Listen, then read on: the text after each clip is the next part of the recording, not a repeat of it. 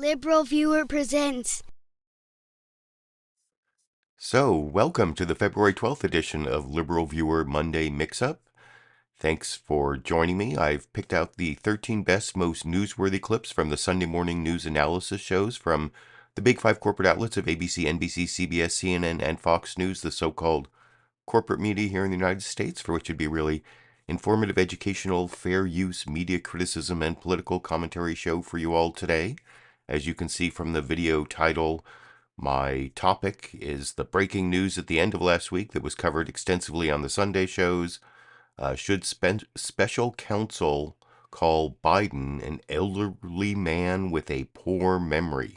An elderly man with a well-meaning, sympathetic elderly man with a poor memory.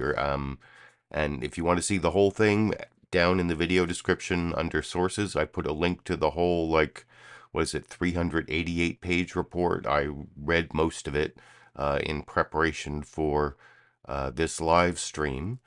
And I'm going to talk extensively about it and whether that was an appropriate thing for the special counsel to say that kind of overshadowed the finding of his report that there would be no charges. And the reason there no charges, lack of evidence. Lack of evidence to prove Biden guilty beyond a reasonable doubt of even willful retention of classified material. And I'll talk about that when I get to criticism of what some of the Republicans have said.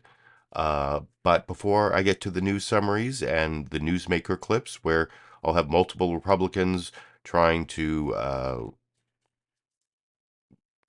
justify what the special counsel, Trump-appointed U.S. Attorney Robert Hur, did in this special counsel report.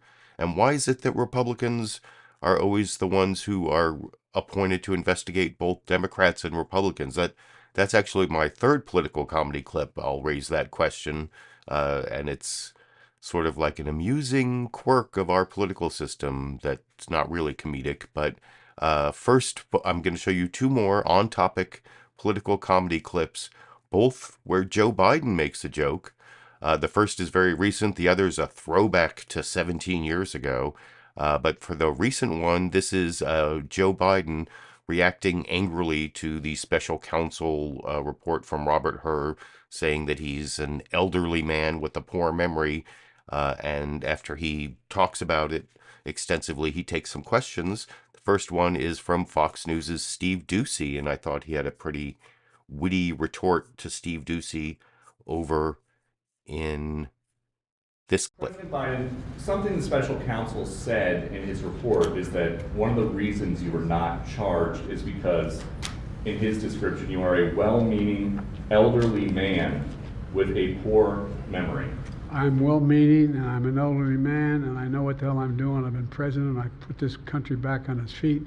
I don't need his recommendation. It's How totally bad is your memory, and can you continue as president? My memory is so bad, I let you speak. That's Do you my feel your memory has gotten worse, Mr. No, look, President? my memory is not good. My memory is fine. My memory, take a look at what I've done since I become president. None of you thought I could pass any of the things I got passed. How'd that happen? You know, I guess I just forgot what was going on. Mr. So yeah, in his first answer there, my memory is so bad I let you speak, which that was kind of a witty retort, I thought. You can let me know what you think in the comment section, but one of the things I wanted to point out, and I made this point before many times about Joe Biden, is that he was known as a gaffe machine, a frequent maker of gaffes, saying things he shouldn't say or saying things wrong or making mistakes, that kind of thing, long before he turned 80. In fact, back in April 2007, when he was running for president against Barack Obama and Hillary Clinton in the Democratic primaries, I actually made a little over of a minute and a half video. It's so short, I'm going to show you the whole thing. I'm going to replay my entire video that I made back in April 2007, titled "Biden Got Best One-Liner of First Democratic Presidential Debate?" Over here. LiberalViewer presents. So I'm hoping soon to do a deeper analysis of the first 2008 Democratic presidential candidate debate that was broadcast on MSNBC tonight. But any real analyst's first look at such an event has to include a search for the best sound bites and one-liners. For my part, I thought the best one-liner of the evening came from Senator Joe Biden answering this Q&A with NBC's Brian Williams. Senator Biden, words have in the past gotten you in trouble, words that were borrowed and words that some found hateful. An editorial in the Los Angeles Times said, in addition to his uncontrolled verbosity, Biden is a gaffe machine. Can you reassure voters in this country that you would have the discipline you would need on the world stage, Senator? Yes.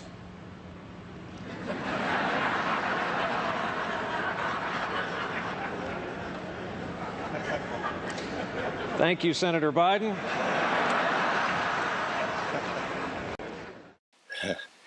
Now, sticking with that one-word answer and riding out the silence did show some real discipline on Senator Biden's part. But what do you think? Did Biden's one-word response sufficiently answer the gaffe machine charge Brian Williams raised? And for those who watched the whole debate, or who go and watch it online now at the MSNBC link I provide in the video description, was there one question that no one asked that you thought someone should have asked at the debate? I YouTube, you decide. So there's a throwback to the past, a flashback to the past there that also, I think, gives evidence to what I was saying, that Biden was a gaffe machine back in 2007. It doesn't have anything to do with his declining faculties. And one thing that's especially amusing, not only Biden's joke of just saying yes and then riding out the silence, like I said, but like Biden's career outlasted Brian Williams's career. That's sort of like the weird subtext of watching that from the vantage point of 17 years in the future. Also, I think I promised to do a deeper dive into that debate that I never did, or at least not yet. Maybe I'm still going to do it. No, I'm never going to do it. But that was something at the very beginning of that video that made me realize that every now and then I say I'm going to try to do things and then I never get around to doing them. But anyway, that was the second of my 3 political comedy clips. First, Joe Biden's one-liner against Peter Doocy from a few days ago, and then his one-liner from April 2007. And now this is not like ha-ha funny. This is like, isn't it weird how the special counsels to investigate Republican presidencies and to investigate Democratic presidencies always seem to be Republicans? You know, as I mentioned before, Robert Hur is a Trump-appointed U.S. attorney, and he was appointed to investigate Biden by Merrick Garland, Biden's attorney general, appointed a Republican to investigate him. But it always seems to be, whether it's a Democrat being investigated, a Democratic presidency, or a Republican presidency, and I've noticed this many times and thought about it over the years, why do they always appoint Republicans? And this was also something Chris Hayes noticed on Friday on All In with Chris Hayes in the minute and a half of that program I'm going to show you for my final political comedy clip. Although, like I said, this is like an amusing quirk of our political system, not so much a joke over here. All this got me thinking about an interesting trend in our modern politics about who investigates a sitting president or presidential candidate. So 30 years ago in 1994, Kenneth Starr was appointed as independent counsel overseeing the Whitewater investigation into President Bill Clinton. Of course, Starr was a virulently partisan Republican, as his own report revealed. In fact, you may remember Starr actually returned to the political stage after a huge scandal over sexual abuse and assault at a school that he ran, to the political stage to defend Donald Trump during his first impeachment trial. So that was during Clinton. You got a Republican investigating the Democrat. Then there was George W. Bush. And there was an investigation of the public leaking of a CIA agent's identity to get back at a whistleblower who was saying that the Bush administration was lying about WMD. So the Republican president's deputy attorney general at the time, remember this guy, James Comey, chose another Bush appointee, another guy appointed by a Republican, U.S. Attorney Patrick Fitzgerald, to serve as special counsel in that case. By 2015, Republican James Comey was the FBI director. He launched a criminal investigation into Hillary Clinton's emails. Then came Donald Trump and the investigation into his campaign's dealing with Russia. Rod Rosenstein appointed Robert Mueller as special counsel. Remember that? A lifelong Republican who served in several Republican administrations, including in the Bush years. That brings us back to Republican Robert Hur. You seeing a pattern? Yes, I do see a pattern, and I don't know why is it that I think it's just because Democrats are more have more of a sense of the importance of fairness and nonpartisanship. I think the Republicans gave up on nonpartisanship a long time ago, and they're just looking for partisan advantage whenever they can get it. So Democrats want it to seem fair, the person they appoint to investigate, so they appoint someone from the opposing party, or they keep on, like Hunter Biden is being prosecuted by a holdover from the Trump administration. The U.S. attorney from Delaware from the Trump administration is prosecuting Hunter Biden, but Donald Trump immediately fired Preet Bharara, who might have indicted him in the Southern District of New York. You're going to briefly see Preet Bharara when I get to the fourth of 5 news summaries I'm about to show you. But I'm going to start with the longest news summary. I'm going longest to shortest as usual. And this week, Fox News Sunday, it's Shannon Bream and their reporter Benjamin Hall, who at one point I believe was like blown up in Ukraine. Now he's reporting from Israel. And they really focused on Israel versus Gaza in the Fox News Sunday news summary. This is kind of a bias. I've mentioned that a lot of news programs have when they have an exclusive guest. Well, they had Israeli Prime Minister Benjamin Netanyahu on, although it wasn't exclusive because I actually have a clip of Benjamin Netanyahu later from which program? Let me look at my notes real quick. I actually have the Benjamin Netanyahu clip from ABC's This Week with George Stephanopoulos. And ABC didn't focus so much on Gaza. They actually talked more about the breaking news in the United States, which is, I don't know, it's, why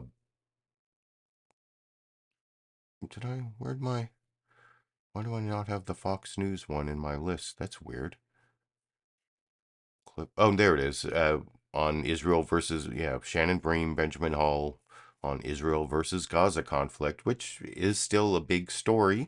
And Israel did like a bunch of bombing during the Super Bowl when they thought Americans wouldn't notice. And but they also rescued some 2 hostages overnight. That is breaking news since this news summary. But other than that, here's Fox News doing a very pro-Israel news summary on the Fox News Sunday program yesterday that we can watch together over here. Hello from Fox News in Washington.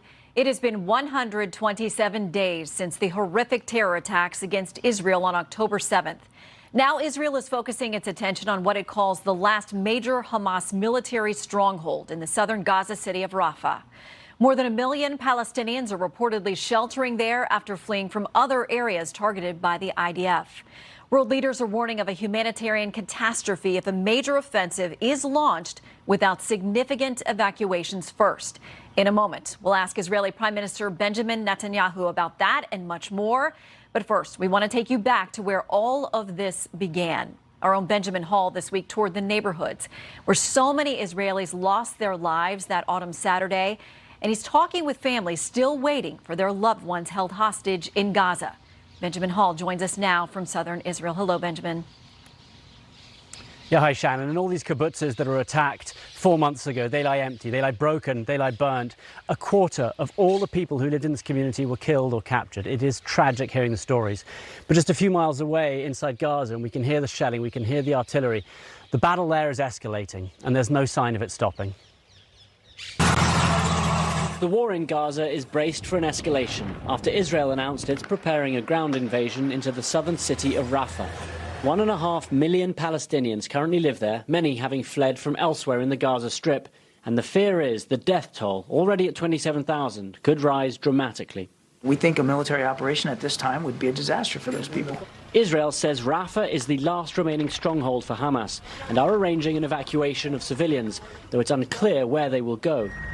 Hopes had been raised this week that a hostage deal might be reached, but that fell apart on Wednesday, and Secretary Blinken left Israel empty-handed. While there are some clear non-starters in Hamas's response, we do think it creates space for agreement to be reached. And we will work at that relentlessly until we get there. The proposal Hamas had suggested was a phased release of Israeli hostages in exchange for a total ceasefire and the release of 1,500 Palestinian prisoners. But Prime Minister Netanyahu called it delusional. Only the continued military pressure is a necessary condition for the hostages' release. Surrendering to the delusional demands of Hamas will not lead to their release. It will only bring about another massacre. Elsewhere in the Middle East, U.S. attacks continued as well. On Wednesday, a U.S. airstrike killed an Iranian-backed commander in Baghdad in retaliation for the death of 3 American soldiers in Jordan. And there were more strikes against the Houthis in Yemen on Thursday and Friday in an attempt to stop them attacking ships. This is the start of our response, and there will be additional actions taken to hold the IRGC and affiliated militias accountable for their attacks on U.S. and coalition forces. But despite all the growing tensions in the region, families in Israel just want one thing: for the 132 hostages to be released. And many people here believe the government should prioritize that over the defeat of Hamas. We got betrayed, you cannot say it in other words, by the country, by the army, by the government, by the people that was in charge of our life. We got betrayed by them, all of us. And Shannon, the big question across Israel, everyone we speak to says, should the priority be bringing the hostages home no matter what the deal, or should it be the total defeat of Hamas? And most people feel you cannot do both of those side by side. Everyone we speak to says it should be a deal. That should be the #1 priority. Shannon? All right, Benjamin Hall reporting live from southern Israel. Ben, thank you so much. Joining us now, Israeli Prime Minister Benjamin Netanyahu. And I don't have a clip of that interview with Benjamin Netanyahu. It was pretty much pro-Israel, kind of like what you just saw from Shannon Bream and Benjamin Hall. I mean, the one thing that Benjamin Hall said there at the end, they can't do, most Israelis don't think they can both prioritize rescuing hostages and eliminating Hamas from Gaza. And Shannon Bream kind of asked Benjamin Netanyahu about, can you do both? But never really follows up like, well, most Israelis believe, and you see that Fox News always loves to use polls that are bad for Biden, but doesn't really talk about Benjamin Hall's reporting on how they're really bad polls for Netanyahu, including on his handling of this war with Hamas without prioritizing the hostages, which may be why he at least got his government was responsible for 2 hostages being rescued this morning. Oh, I have a cat here. This is Chong. And I will have a bonus Cheech and Chong the kittens clip at the end. They're getting big. And I think, as I said before, he doesn't want to be up here. As I said before, I showed that clip that was extremely pro-Israel in the spin. But I also wanted to point out that I made a mistake when I was talking about that first political comedy clip, the Joe Biden news conference. Several people in the live comments pointed out I said Steve Doocy when I meant Peter Doocy. And the thing is, if you go look down in the video description under media mentioned, I have like brief summaries of all the clips. I said Peter Doocy, and I just I don't know. Does that mean that I'm an elderly man with a poor memory because I mixed up Peter Doocy and Steve Doocy? Well, I don't know. Maybe it does. But one of the things, as someone who is well into my 50s, well into my 50s, I can tell you is that you know, those kind of mistakes, they increase in your 30s, in your 40s, and in your 50s. I can't really give personal experience about 60s, 70s, and 80 yet, but Biden's doing, you know, I don't just see these like brief clips they show on Fox News of mistakes he made, like, and in that same news conference, by the way, under sources, you can see the entire news conference on the White House website, and he does say the president of Mexico when he means the president of Egypt, Sisi, but that's like this little mistake in this much longer answer that shows like a pretty detailed understanding of the problems and issues in the Israel-Gaza conflict. And, you know, Fox News Sunday, they just did that whole thing on the Israel-Gaza conflict, and they had the interview with Bibi Netanyahu, who is no friend of Joe Biden's and has known Joe Biden for decades and spoken to him a lot over the last few months. You know, one of the things about that interview that Joe Biden did with the Special Counsel Robert Hur is it occurred like in the first day or two after the October 7th massacre in Israel, when Biden was dealing with all of that. And he was probably kind of tired, and especially not interested in thinking back on whatever. Well, I'll talk about that more when I get to the newsmaker clips. But the point I wanted to make is that Benjamin Netanyahu knows Biden really well, is not really a friend of his, and has spoken to him a lot recently.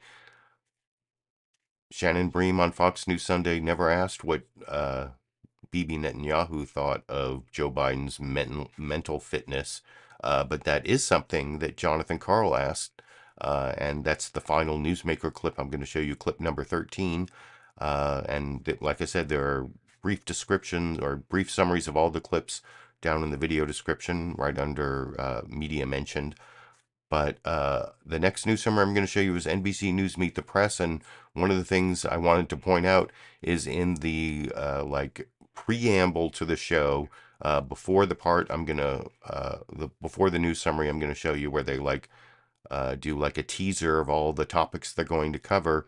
I noticed that Meet the Press, in one of their chyrons, they had a picture of Trump with the Art of No Deal, talking about the lack of an immigration deal. And you may remember that back on January 29th, the thumbnail for my Monday Media Mix-Up was Art of No Deal with the picture of Trump.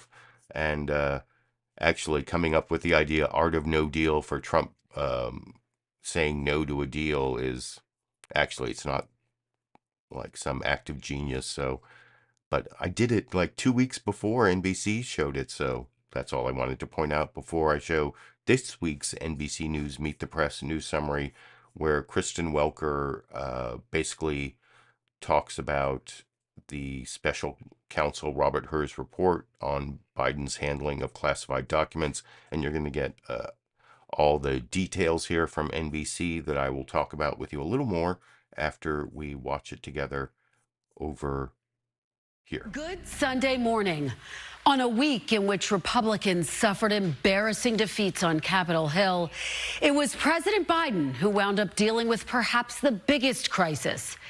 Democrats are reeling, using words like nightmare and beyond devastating to describe Special Counsel Robert Hur's report on President Biden's handling of classified documents. The special counsel found no criminal charges against President Biden are warranted, but the report says the president, quote, willfully retained and disclosed classified materials after his vice presidency when he was a private citizen, including marked classified documents about Afghanistan and notebooks containing sensitive intelligence sources and methods, which he shared with a ghostwriter. That's an allegation Biden denies.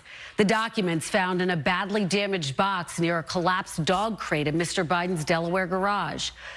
Especially devastating, the report puts what it calls Biden's diminished faculties at advanced age front and center. President Biden fired back Thursday.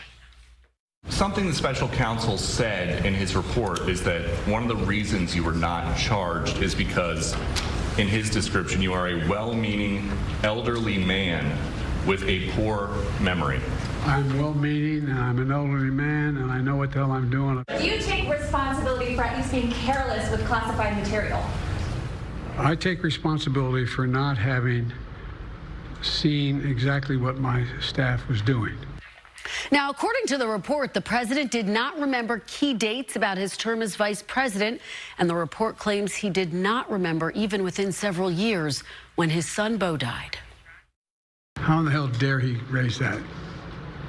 Frankly, when I was asked the question, I thought to myself, it wasn't any of their damn business. I don't need anyone to remind me when he passed away. And in a rare pushback from First Lady Jill Biden, calling the special counsel report, including the comments about Beau, inaccurate and personal political attacks about Joe. But Democrats worry about the age issue already looming over President Biden's reelection bid. 76% of voters have major or moderate concerns about Biden not having the mental and physical health for a second term. That includes more than half of Democrats. It's an issue President Biden has had to address for years. If I were to run, I think they're going to judge me on my vitality. Can I still run up the steps of Air Force Two? Am I still in good shape? Do I have all my faculties? Am I energetic? I think it's totally legitimate for people to ask those questions. This is for the voters to decide. Take a look. Look at me, see if I have the energy, see if I know what I'm talking about, and make their judgment. Only thing I can say to the American people, it's a legitimate question to ask anybody. Watch me.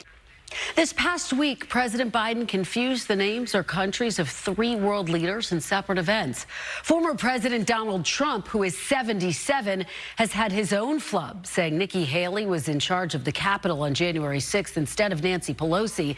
He has pleaded not guilty to 40 criminal counts related to his handling of classified documents.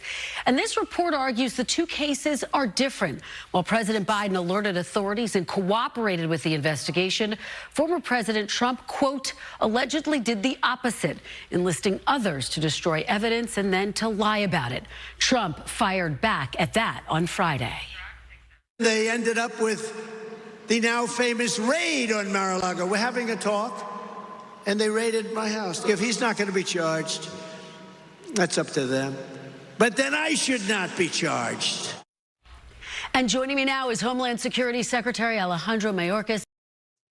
And I don't have a clip of Alejandro Mayorkas because from Meet the Press, I decided to choose the clip of Chris Christie trying to justify what the Special Counsel Robert Hur did based on his years as a U.S. attorney in New Jersey, which I'm going to kind of, well, maybe refute, argue against, whatever, but I think that was a reasonable news summary from NBC News Meet the Press. It covered some of Biden's problems. It covered the accusation from the Special Counsel Robert Hur, some of the pushback. It also talked a little bit about Trump's problems and his problems with his memory and a little bit of his, false statements, especially about how he shouldn't have been charged, even though there were significant differences. And I'll cover some of those differences later when I get to the clip of Senator Tom Cotton on Fox News Sunday. I'll provide the cross-examination that Fox News' Shannon Bream doesn't when we get to that clip. That's clip number 10. But the next clip, clip number 6, if you're following along in the brief summaries of the clips down in the video description, this is CNN State of the Union with a news summary that is almost exactly the same length, but I think Jake Tapper does a better job of balancing out the accusations against Joe Biden with showing some of the both confused things and unhinged things that Donald Trump has been doing lately. Talking about pulling out of NATO or encouraging Russia to attack NATO countries or anyway, that makes it over into the CNN State of the Union news summary. I'll talk about with you a little more after we watch it together over here. Hello, I'm Jake Tapper in Washington, where the State of our Union is wondering if this contest we're watching now is really the best that the United States of America can do. We're closing out a hugely consequential week in the 2024 presidential race. President Joe Biden appears to be legally off the hook in the special counsel investigation into his handling of classified documents, although the special counsel report was also a gift to his opponents politically, given its conclusions that, quote, Mr. Biden's cooperation with the investigation, his diminished faculties in advancing age, and his sympathetic demeanor would be factors that would, quote, likely make it difficult for jurors to conclude he had criminal intent, unquote. Mr. Biden came out that night to challenge the special counsel's judgment of his, quote, diminished faculties and faulty memory. And then he referred to the president of Egypt as the president of Mexico. The president of Mexico, Sisi, did not want to open up the gate to allow humanitarian material to get in. That's the Rafah Gate he's referring to. Now, this special counsel report happened to also land the same week that President Biden told stories about conversations he had with European leaders, conversations in 2021, but he referred to leaders who had died years before, such as French President Francois Mitterrand, who died in 1996. So imagine, if you will, being a Democratic official worried about having to address these issues, and then on Saturday, a gift to you. This one from former President Donald Trump at 77, just over 3 years younger than Biden at 81. Trump, who has battled confusion issues of his own in recent months, calling Nancy Pelosi Nikki Haley, confusing the Prime Minister of Hungary with the President of Turkey, and warning that Joe Biden wants to get us all into World War II. I think he meant 3. And of course, beyond those moments of confusion are moments such as this yesterday, where he suggested he encouraged Putin to attack NATO allies at a time when NATO allies are terrified about Putin doing such a thing.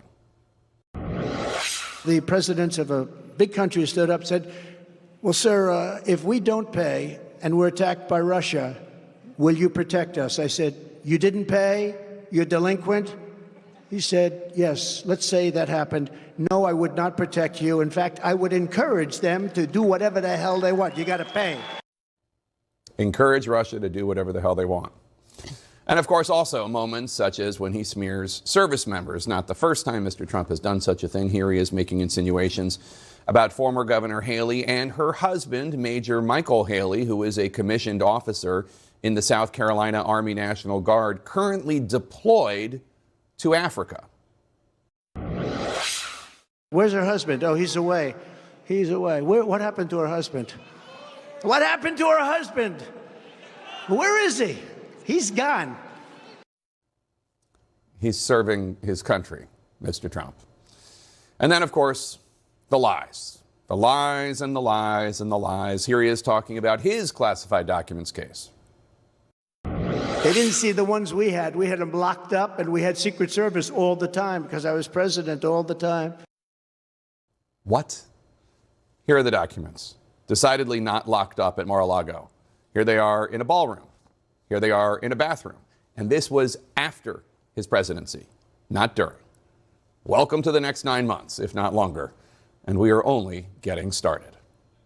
And joining me now is the Vice Chair of the Senate Intelligence Committee, Republican Senator from Florida, Marco Rubio. And I don't have a Marco Rubio clip because instead I'm going to show you the clip from CNN where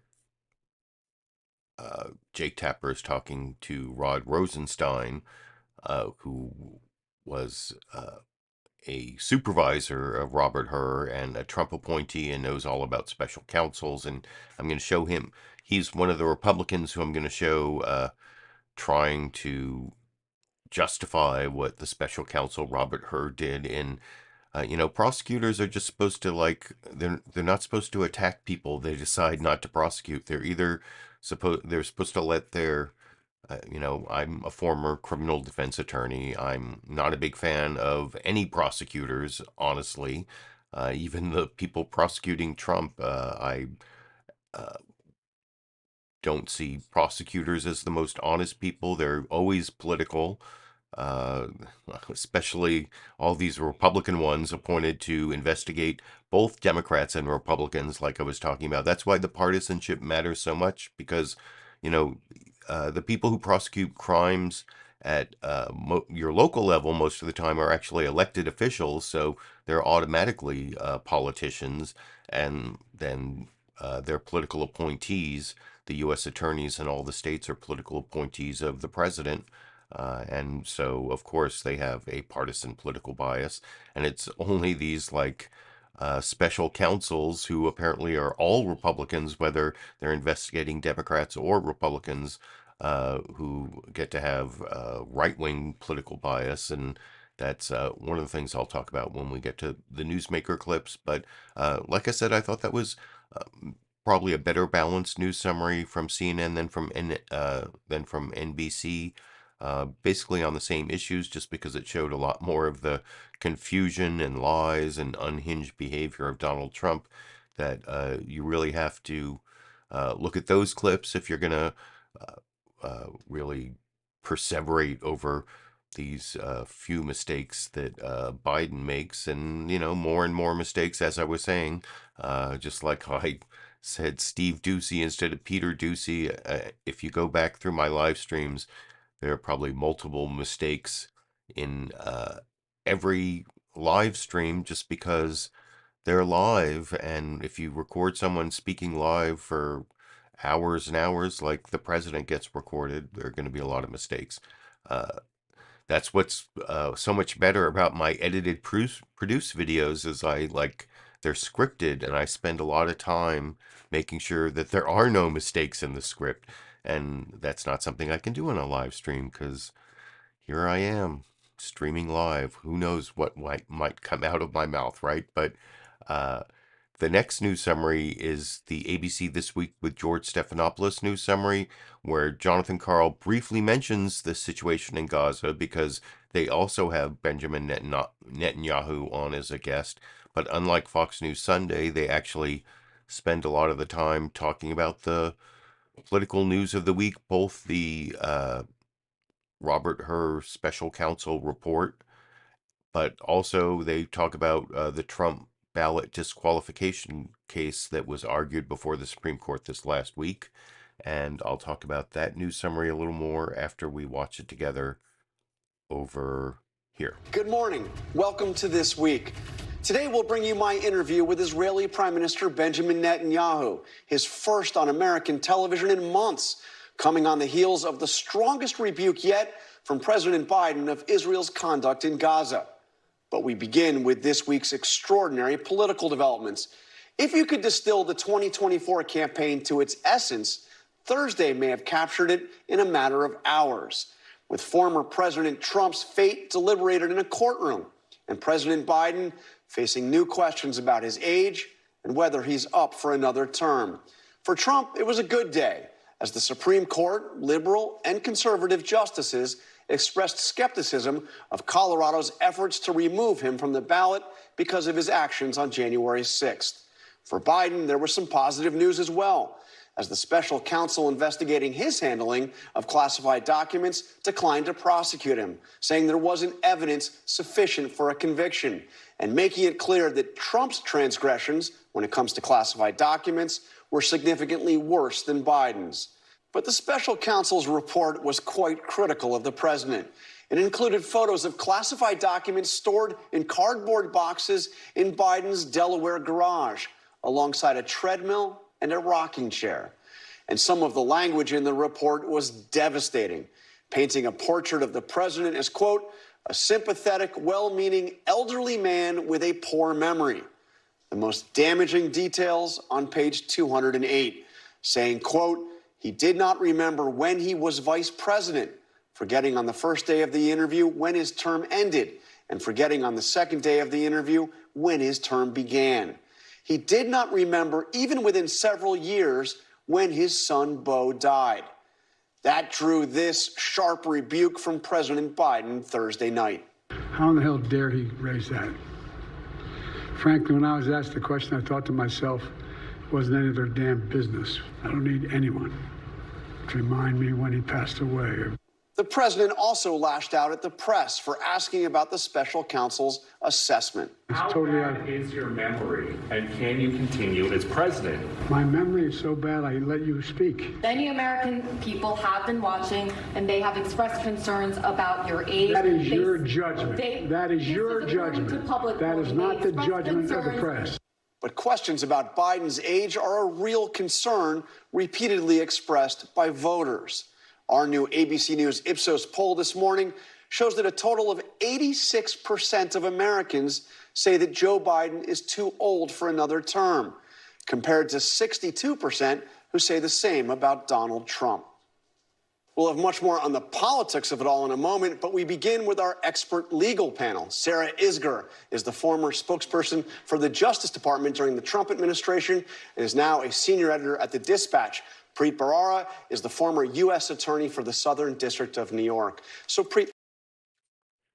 See, I promised you a brief look at Preet Bharara because he's a ABC News contributor, and down under sources in the video description, you can find the whole ABC This Week with George Stephanopoulos episode, although you might have to create an account or sign in with your provider, or it's actually available on Hulu, Disney Plus, or whatever. If you subscribe to Hulu or Disney Plus, I think they're merging now because Disney Plus bought out the other networks who own parts of Hulu, from what I understand. And anyway, that was also a reasonable news summary. The last three news summaries I thought were all good. They had different ways that they focused. I thought the CNN State of the Union one was best because it juxtaposed these accusations against Joe Biden with a lot of disturbing, unhinged, and confused behavior from Donald Trump. That if you watch, I watch a lot of cable news, a lot of live events, and so I see a lot of Joe Biden where he doesn't, he makes mistakes just like Trump makes mistakes, but he doesn't have the unhinged behavior where he attacks Nikki Haley's husband for being in the armed forces and deployed, but not being at home with his wife. I don't know what that's about. And the whole thing about sir. So whenever Trump says sir, he's making up a story. That's one of his tells that he's lying is, sir, if we don't pay our NATO dues,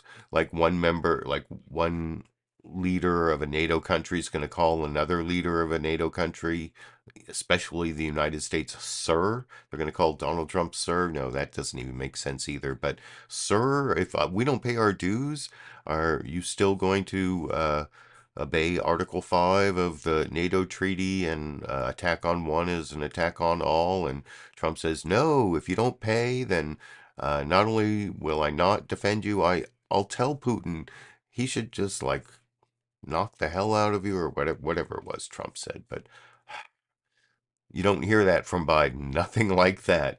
I'd rather have, the kindly old grandfather who messes up names every now and then. And even in the CNN State of the Union news summary that I'm praising, they showed Biden saying Mexico when he meant Egypt. But like I said, down in the video description under sources, I put that entire news conference. Listen to that whole answer about the situation in Gaza, and everything is extremely cogent, and it isn't messed up by saying Mexico when he meant Egypt. It's like a slip of the tongue. It's a mistake, but it doesn't show that he's senile or he's a elderly gentleman with a poor memory. That's not what I see from, maybe when maybe when Biden isn't on camera, he's a lot worse. That's what they always say on Fox News, that they're only showing him at his best or whatever. But the video of Biden I've seen in context, if you watch the whole event rather than the little snippets they pick out on Fox News, it doesn't make me worry that he's senile or demented.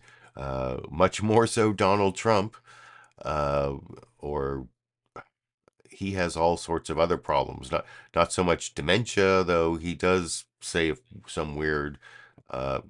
He does make some weird mistakes about World War II instead of World War III, and Nancy Pelosi is Nikki Haley is. But it's more his like increasingly paranoid, unhinged, dictatorial, autocratic tendencies that worry me there. But anyway, I still have one more news summary, but it's the CBS News Face the Nation news summary that's like less than 20 seconds, where they just mention the Robert Hur report, and then let's get to Nikki Haley, their first guest over here. Good morning and welcome to Face the Nation. Washington is still reeling from the White House pushback on Special Counsel Robert Hur's report, and we will get to that momentarily. But we want to begin today with the last candidate standing between Donald Trump and the Republican nomination. That is former South Carolina Governor Nikki Haley. And yeah, I don't have a clip of Nikki Haley because I'm actually going to show you a 5-minute plus clip of Bob Bauer, Biden's personal attorney, explaining why what the special counsel Robert Hur did is against Department of Justice policy and unnecessary. But first, I'm going to show you 3 Republicans trying to claim the opposite.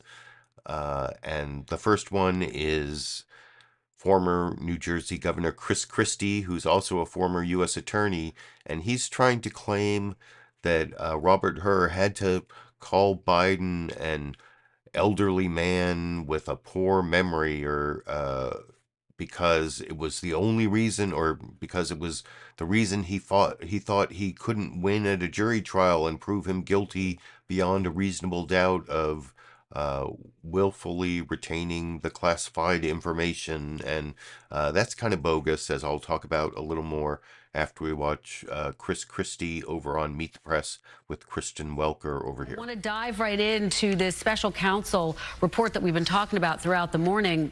Former Attorney General Eric Holder said this about the report, quote, way too many gratuitous remarks and is flatly inconsistent with longstanding DOJ traditions. Did this report cross any lines for you? I don't think so. And look, I did this, as you know, for 7 years as the U.S. attorney in the 5th largest office in the country. The fact is they had to give the reasons why they weren't prosecuting when you start off the report by saying that he willfully and knowingly retained classified documents. Well, that's a violation of the law. So the question then for the prosecutor is, then why aren't you bringing charges? And he gave 2 reasons, essentially. One was President Biden's memory, lack of memory, his condition. And secondly was that President Biden cooperated. Once documents were discovered, he let them go in and do whatever they needed to do to get those documents or retrieve them, as opposed to what President Trump did. Yeah. Well, you know, it's interesting because Donald Trump called the decision not to prosecute President Biden, as you know, proof that there is, in fact, a 2-tiered system of justice. Do you agree with that assessment? No, because, in fact, if there was a 2-tiered system of justice, what would have happened would have been they just would have announced that they weren't prosecuting, and they wouldn't have given any of the reasons. I have to tell you the truth. In one respect, I think the Biden White House would have been happier if he had been charged than for that report to have come out in the midst of a re-election campaign. The fact is, when you're questioning what 70-some% of the American people are already questioning, whether Joe Biden is too old for the job, and now you have an independent counsel, a special counsel, appointed by his own Justice Department, concluding that he couldn't bring a trial for that reason, that's much more damaging politically than whether people would have agreed or disagreed with him being charged. And look, in the end, this is the problem. Both of these candidates are people who are being questioned for their competence and being questioned for their character. And that's a problem for the American people. Well,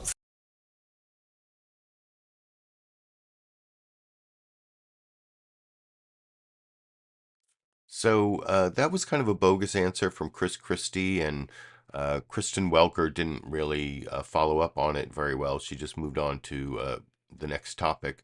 And by the way, down under sources in the video description, NBC News Meet the Press has started uploading the entire Meet the Press episode to the NBC News channel. And I put a link directly to the February 11th episode if you want to see the rest of that interview or anything else from that episode. But the thing that Chris Christie said there at the beginning that, oh, well, Robert Hur, the special counsel, had to talk about Biden's poor memory because it was one of two reasons that even though Biden willfully retained classified information, that's one of the two reasons that Robert Hur couldn't prosecute was his poor memory and also because Biden cooperated.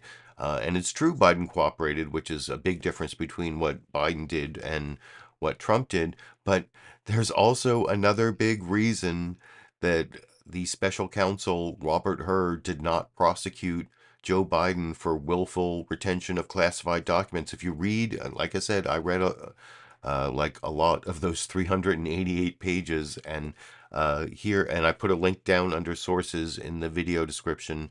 You can read the whole thing yourself, including page 215. Here's 215. What does it say on page 215 here? It says, while it is natural to assume that Mr. Biden put the Afghanistan documents in the box on purpose and that he knew they were there, which is things you would have to prove that he willfully retained classified information, there is in fact a shortage of evidence on these points. We do not know why, how, or by whom the documents were placed in the box. And I'll keep reading here past the highlighted part. We do not know whether or when Mr. Biden carefully reviewed the box's contents. We do not know why only some of the classified memos from the fall of 2009 were found in the box, but several other memos he wrote from the time were not. We don't know why he wanted to keep some of the other. And so there's a shortage of evidence. There's a shortage of evidence to prove that Joe Biden willfully retained classified information. That is the main reason Robert Hur did not prosecute him. And anyone who tells you different did not read the special counsel report. And speaking of anyone who is going to tell you different, it is the next clip. Fox News Sunday, Shannon Bream's really bad cross-examination of Senator Tom Cotton, where Shannon Bream asked Senator Tom Cotton about criticism of Robert Hur's report from a bunch of Democrats saying that it is not the function of a prosecutor to do some sort of neurological examination on the defendant, and he shouldn't have said it was gratuitous and inappropriate for him to attack Biden's mental fitness. And Tom Cotton, of course, disagrees with that without any real pushback from Shannon Bream, other than showing the clips of the Democrats. But then he also claims that it shows a two-tiered justice system, that Trump wasn't prosecuted, and Shannon Bream has no follow-up question to that, even though that's bogus, as I will talk about a little more after we watch that 2-minute Tom Cotton clip from the end of his interview with Shannon Bream on Fox News Sunday yesterday, together over here. Well, speaking of elections this fall, the White House not happy about this Hur report that came out talking about the president saying he's got a hazy recollection, but no criminal charges for him. And the president's supporters are saying that's being missed in this whole thing. Here's some of the response to the report. I dispute that the characterizations about his memory that were in the report are accurate, because they're not. I believe as a former prosecutor, the comments that were made by that prosecutor, gratuitous, inaccurate, and inappropriate. And Paul Krugman, writing about this over the New York Times, says it's a hit job by the special counsel, adding it was full of snide, unwarranted, obviously politically motivated slurs. He called it disgusting. Critics say you didn't need almost 400 pages to explain why you're not prosecuting the president. Well, Shannon, look, the report makes it clear that President Biden intentionally took classified material and he willfully disclosed it to his own ghostwriter. That's clear. That's exactly what Donald Trump has been charged with. The special counsel had to explain why he wasn't going to charge President Biden with a crime, since President Trump is facing the exact same crime. And the explanation is President Biden's memory is failing, not just now, but 7 years ago, when he couldn't remember when he talked to his ghostwriter about whether his material was classified. Now look, there's no new bombshells about President Biden in this. The American people have seen for years that he is a man with a failing memory. What this report indicates, though, is that you have a blatant double standard. If Joe Biden is not going to face criminal charges, then Donald Trump shouldn't be facing criminal charges either. The reason he is, not just in that documents case, but the other case, is that Joe Biden is a failed president, and the Democratic Party knows the only way to stop Donald Trump from being elected president this fall is to try to convict him and imprison him. That's what you would expect to see in a place like Pakistan or Brazil, not in the United States of America. Well, we are tracking every single one of those trials, as we know you are. Senator, thank you for your time. Thank you. Good to see you. So, yeah, thank you for your time. No follow-up to any of that. No follow-up to Tom Cotton claiming that convicting and imprisoning Trump would stop him from becoming president, which isn't true. He can still be elected if he's convicted and imprisoned. There's nothing in the Constitution that stops that. No pushback on that point where that the only reason that Biden wasn't prosecuted, they said that he willfully retained documents and disclosed it to his ghostwriter. That's also down in the Hur report. They have a lack of evidence that he knowingly disclosed classified information to his ghostwriter, because I was going to actually do a whole thing on that. The classified information they're talking about is his own diary, his own handwritten notes about classified things. And there's a whole Supreme Court case on that. And from Bill Clinton's time and Reagan's time, that your own classified notes are both presidential records and personal records. Yeah, that was something that Trump was arguing a year or so ago about Mar-a-Lago that was totally inapplicable, because nothing that he kept at Mar-a-Lago was his own personal notes. It was actual classified memos and stuff. But the classified information that he talked about with his ghostwriter was his own personal diary notes, and there's no strong evidence that he disclosed anything other than that. And there's, like I said, a whole bunch of legal cases on that issue, but I don't have the references down in the video description. Ran out of time on that one. But the final thing that Shannon Bream never cross-examined Tom Cotton on, he said the whole thing, well, two-tiered justice system, it just shows that Donald Trump shouldn't be prosecuted and all that. But this is page 250.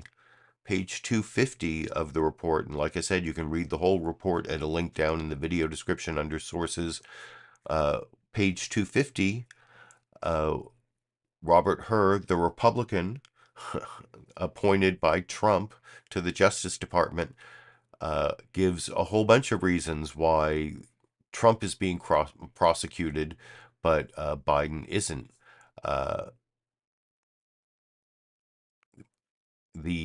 Because the allegations set forth in the indictment of Mr. Trump, if proven, would clearly establish not only Trump's willfulness, but also serious aggravating facts.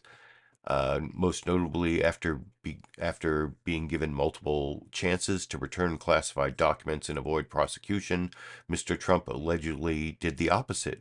According to the indictment, he not only refused to return the documents for months, but he also obstructed justice by enlisting others to destroy evidence and then to lie about it. In contrast, Mr. Biden alerted authorities, turned in classified documents to the National Archives and the Department of Justice in 2022 and 2023, consented to the search of multiple locations, including his home, permitted the seizure and review of handwritten notebooks he believed to be his personal property, and in numerous other ways cooperated with the investigation. So, I don't know why Shannon Bream was unable to cross-examine Tom Cotton on that point, but she let him get away with that other big lie.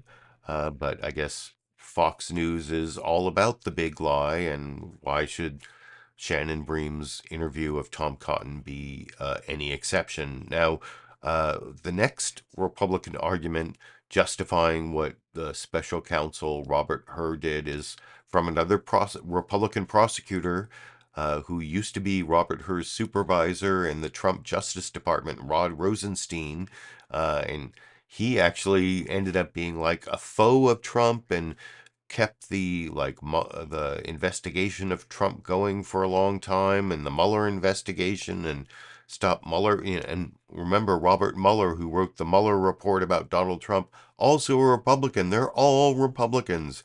The point I made at the beginning of the live stream. But here's Rod Rosenstein trying to justify what Robert Hur did because of the special counsel regulation, which is poorly written by Janet Reno.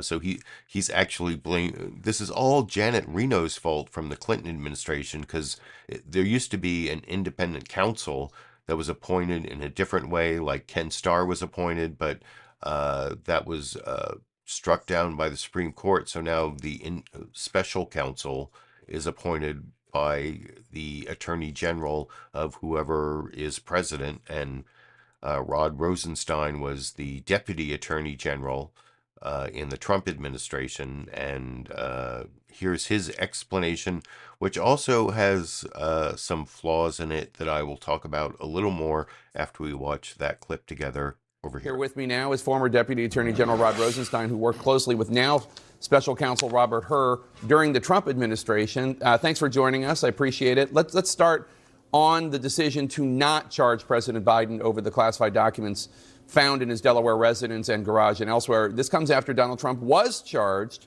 in his own classified documents case. You know Robert Hur. He was your deputy at the Justice Department. Do you agree with his decision that Biden should not be charged? It was not a prosecutable case. Yes, Jake. And, most people haven't read the entire report, and I don't blame them. It's 345 pages, about 1,400 footnotes. It's very dense and well-reasoned. And I think if you read the whole report, you'll conclude that Rob reached a reasonable decision, that given all the circumstances, that prosecution is not warranted. One of the circumstances includes, that Robert Hur wrote, quote, "We have also considered that at trial, Mr. Biden would likely present himself to a jury, as he did during our interview of him, as a sympathetic, well-meaning, elderly man with a poor memory," unquote. Now, that's, to be clear, not the only reason he did not decide to prosecute, but Hur does describe at length Biden's, quote, hazy memory and, quote, diminished faculties, and alleges he could not remember specific years when he was vice president or the specific years when his son Beau died. Now, the former Attorney General, Democrat Eric Holder, says the report, quote, contains way too many gratuitous remarks and is flatly inconsistent with longstanding DOJ traditions, unquote. Do you think Holder is right?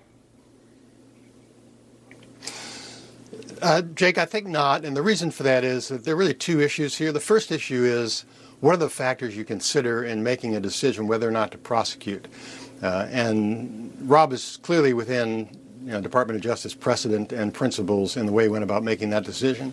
The second issue is what you release in the public. And the problem here that's really baked into the special counsel model is that it's not really the function of a prosecutor to publicly announce the reasons why they're not prosecuting.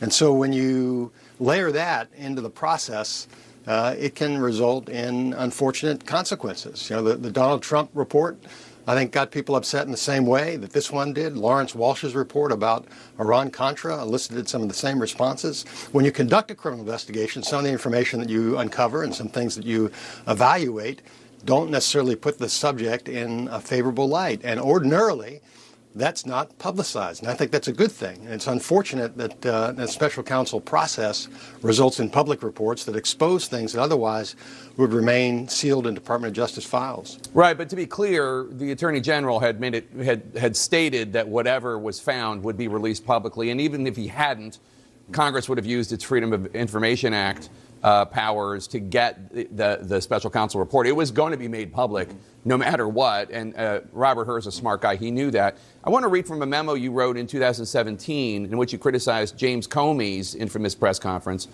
in which he criticized Hillary Clinton's handling of classified emails, even as he declined to prosecute her. A similar circumstance, although he wasn't a special counsel, quote, derogatory information, this is you writing, derogatory information sometimes is disclosed in the course of criminal investigations and prosecutions, but we never release it gratuitously. The FBI director laid out his version of the facts for the news media as if it were a closing argument, but without a trial. It is a textbook example of what federal prosecutors and agents are taught not to do, unquote.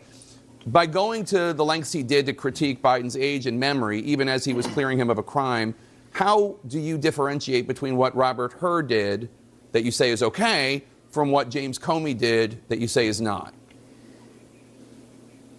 Well, Jake, there's several significant differences between those two examples. One is, most fundamentally, that Jim Comey wasn't the prosecutor. He was the head of the FBI. His job was to ensure the police collected the proper evidence, submitted it to the prosecutors, and ultimately it's up to the prosecutors in the Justice Department and the Attorney General to make a decision about what information is released.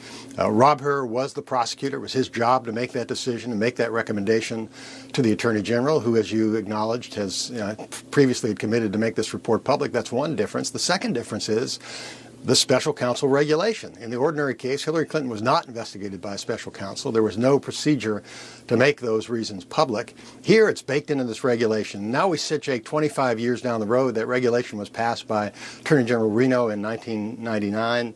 Now we have 25 years of experience. I think it's worthwhile to sit back and ask whether or not this is the right procedure. Do we really think that we ought to have prosecutors writing reports for public release of everything they discover and all their reasons for not prosecuting, or is there a better way to do that without having all the embarrassing information come to public light? Donald. So, yeah, there is Rod Rosenstein doing his Republican best to justify what Republican Robert Hur did in this special counsel report. And Jake Tapper asked a series of good questions there, but I don't think, well, one thing he didn't point out that you're going to see in this next clip from Bob Bauer, the personal attorney for Joe Biden, also the husband of a Biden administration communications advisor, Anita Dunn. Well, he's going to point out something Rod Rosenstein didn't point out, that the special counsel is still subject to those Justice Department regulations that say you shouldn't give out this gratuitous information that's derogatory information when declining to prosecute. And it's not totally the fault of the DOJ regulation on special counsel, where he had to say Biden was a elderly man with a poor memory in order to explain why he wasn't prosecuting. I mean, he could have still just done what prosecutors are supposed to do, and it was more like trying to justify himself to his Republican friends and maybe keeping his viability for reappointment in a Trump administration if Trump wins the election in November, or claims he wins and somehow becomes president even though he didn't win, which is, of course, one of the possible outcomes of this election, unfortunately. But Rod Rosenstein's justification there has a lot of flaws in it that I think are best pointed out by Bob Bauer talking to Margaret Brennan over on CBS News' Face the Nation. The entire Face the Nation episode, by the way, is uploaded on their YouTube channel at a link I put under sources in the video description.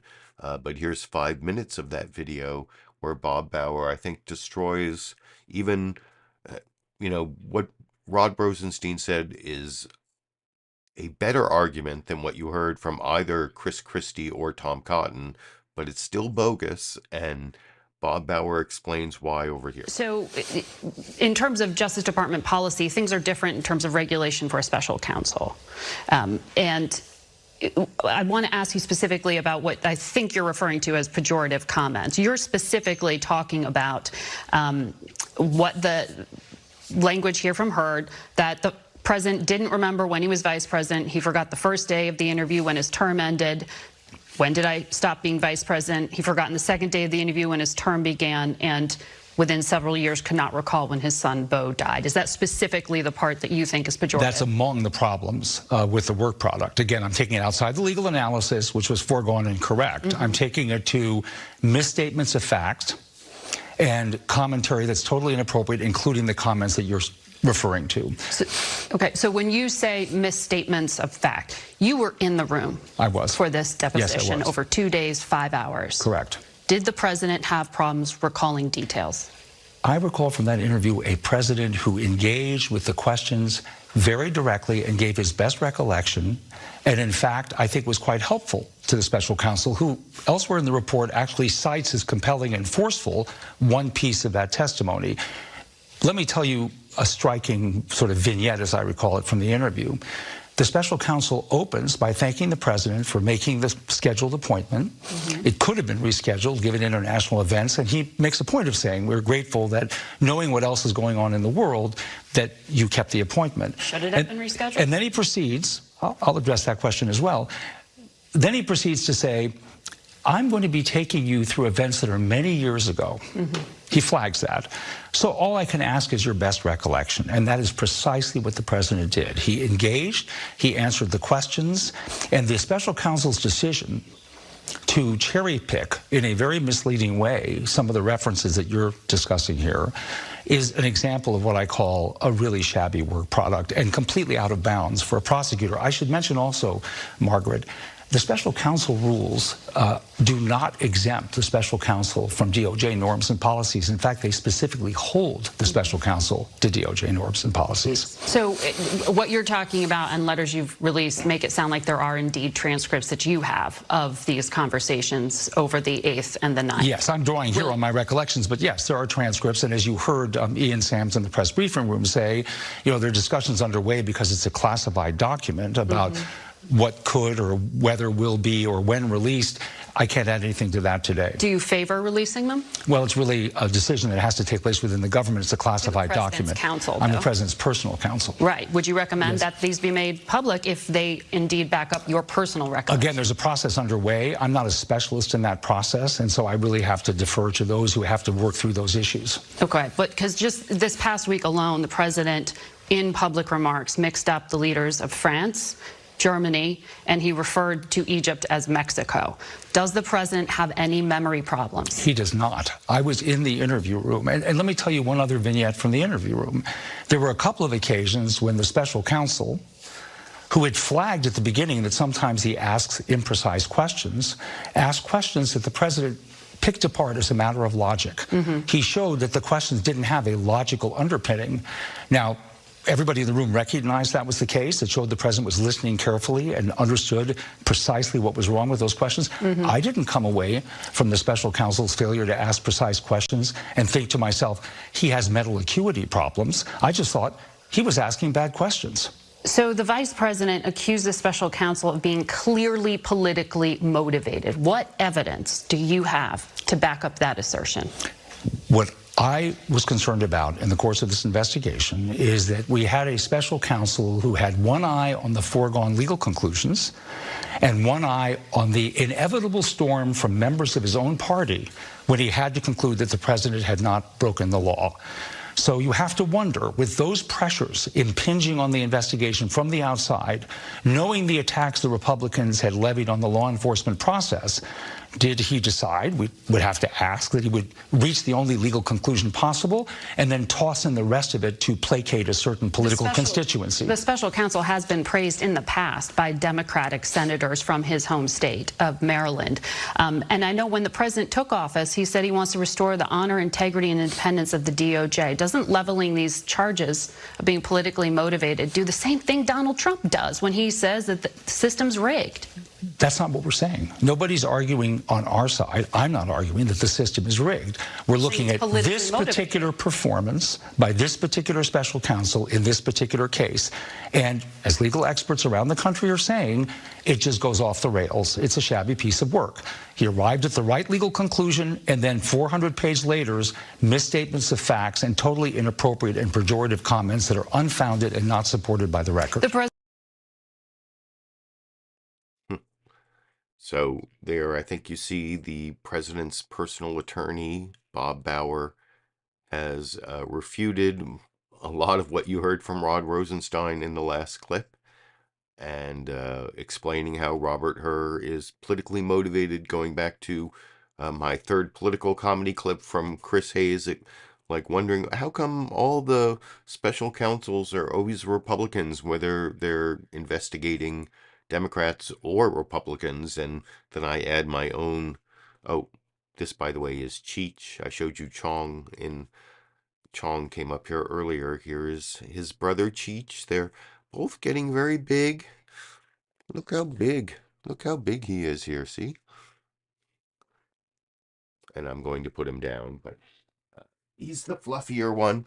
And yeah, like I said, Bob Bauer refuted a lot of what you heard from Rod Rosenstein, and also said there are transcripts and even audio recordings of the Biden interview with Robert Hur. Explained how Robert Hur is a Republican and is like trying to put together some talking points for his Republican friends to avoid being, a pariah in his Republican community or whatever. I don't know, but that was, I think, a fairly reasonable defense of the president, especially if the audio recordings of the interview, the 5 hours of Robert Hur asking questions of Joe Biden, back up what I was saying earlier, that, every now and then, if someone records you talking for 5 hours and answering questions, you're going to say, I don't remember, to a lot of things that happened years ago. You might not get the years right. You might make some mistakes, like saying Mexico when you mean Egypt, which, I don't know, is a little weird. But like I said, if you watch that whole news conference where Biden says Mexico when he means Egypt, like the whole other everything else in that 3-minute answer makes perfect sense and is actually much better than anything Donald Trump ever says. But anyway, that is Biden's personal attorney making the argument that the gratuitous, pejorative comments that Robert Hur made were political, partisan, and gratuitous, as in not required in his explanation as to why he decided that he wasn't going to charge Joe Biden. And there are a lot of really good evidentiary reasons, like lack of evidence of intent, that are in the report, but you have to dig for it, and I showed them to you earlier. And anyway, before I finish the program, and I am going to show you the bonus Cheech and Chong clip I took earlier today of them being cute together. But before that, I have one more newsmaker clip, I promise. This is Bibi Netanyahu over on ABC's This Week with George Stephanopoulos, answering the question that Shannon Bream on Fox News Sunday never asked. Even though Bibi Netanyahu is no friend of Joe Biden, he is way right-wing and loves like the Trump policy on Israel much more than Biden trying to rein him in and make him follow international law and all of that. But even though Bibi Netanyahu is not a friend of Biden, he's known Biden for decades. He's had, I think, like a dozen conversations with him in the last few months. And so what does he think about whether Biden is an elderly gentleman with a poor memory? Well, let's find out over in our final newsmaker clip together over here. Finally, before you go, I'm sure you saw this week the special counsel here in the United States described President Biden as an elderly man with a poor memory. You've known Joe Biden for decades, and you've dealt with him a lot over the course of this conflict. What's your assessment of him? Well, John, I've had more than a dozen phone conversations, extended phone conversations with President Biden. He also came on a visit to Israel during wartime, which is a historic first. And I found him very clear and very focused. We managed to agree on the war aims and on many things. Sometimes we had disagreements, but they weren't born of a lack of understanding on his part or on my part. So that's what I can tell you. So I haven't seen that. Israeli Prime Minister Benjamin Netanyahu, thank you. So yeah, like I said, Bibi Netanyahu, no fan of Joe Biden, is not having the analysis of the right-wing Republicans like Special Counsel Robert Hur, who has shown his true partisan colors with this report that all he had to say was shortage of evidence. I showed you, that's what it says.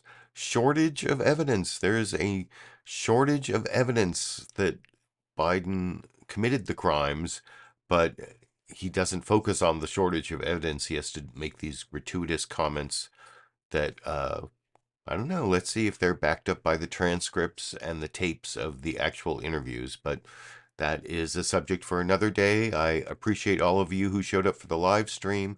I appreciate my recorded show viewers. If you want to leave comments, by the way, if you want to support the program financially at the $5 contribution level, either one-time contribution through PayPal or monthly contribution that I especially prefer through Patreon, there are links right below the video to do either of those things. And if you do a $5 contribution and give me a shipping address in the United States, I will send you this hashtag LiberalViewer weatherproof vinyl sticker and this ACLU Constitution with a Know Your Rights section in the back. I wanted to point that out in case anyone's interested in getting those free prizes for becoming a $5 contributor one time or at the monthly Patreon level. And before I finish the program, and I do promise to be back every Monday all the way through the inauguration of whoever's going to be president on January 20th, 2025. But last week I forgot to show the Cheech and Chong clip, and I did the show at a weird early time on Tuesday during the time that Cheech and Chong were napping, so there was no Cheech and Chong the kittens clip at all, which I apologize for, and I posted a picture of them together lying in the sink over on my YouTube channel, the like youtube.com/liberalviewer. If you go to like community or posts, I think it's community, and you'll see that post of Cheech and Chong from last week. But this week I got like a little cute video this morning of them sort of playing with, this is actually Cheech's favorite toy, but Chong kind of is involved in this final bonus Cheech and Chong the kittens clip to end the program over here.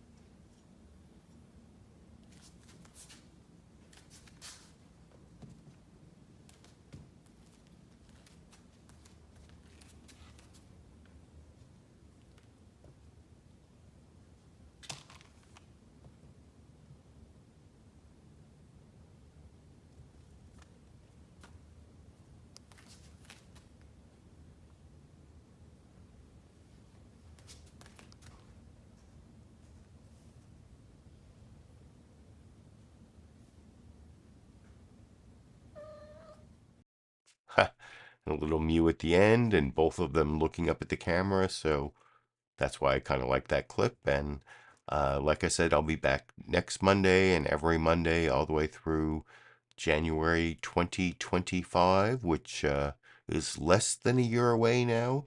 I've got another 11 and a half months of live stream that I've committed to, and maybe I'll have some other reason to upload a video in the next week. Otherwise, next Monday, I'll be seeing you all. And until then, I will be seeing all of you around the internet.